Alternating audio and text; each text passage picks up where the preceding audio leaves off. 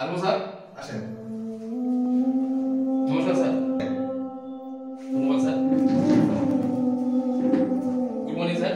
Morning. Sir বলছি আমার নাম অমিত আচার্য। আমার স্যার একটু জবের খুবই স্যার বিশেষ প্রয়োজন। আমি স্যার অনেক জায়গায় খোঁজাখুঁজি করে জব পাচ্ছি না। তো স্যার আমি যে জানতে পেরেছি এখন মাইক্রো ফাইন্যান্সের জবের অপরচুনিটি আছে। তো স্যার আমি কিভাবে স্যার মাইক্রো ফাইন্যান্সের জব করতে পারি?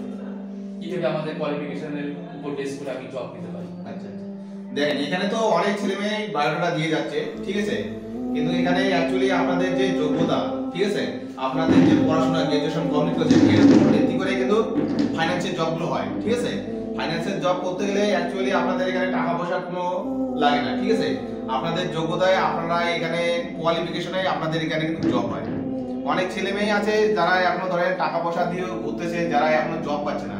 আমাদের এখানে অ্যাকচুয়ালি আমাদের ফাইন্যান্সে যে কোনো ফাইন্যান্সে আর কি টাকা পয়সা লাগে না। আপনাদের যোগ্যতা, আপনাদের যা ছেলেমেয়েরা এখন পড়াশোনা গ্রাজুয়েশন কমপ্লিট করে আছেন, আপনাদের যোগ্যতায় আপনাদের এখানে জব হয়, ঠিক আছে।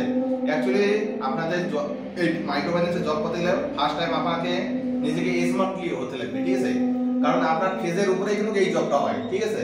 এখানে কোনো অ্যাকচুয়ালি বলতে গেলে কি বলেন তো, ফার্স্ট টাইম আপনাদের বায়োটা জমা করতে লাগবে।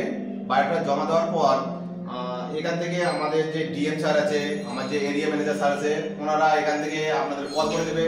তারপর আপনাদের সঙ্গে ইন্টারভিউ নেবে। যদি ইন্টারভিউতে আপনি সিলেক্ট হন, তারপর 7 দিন আপনার ট্রেনিং করতে হবে।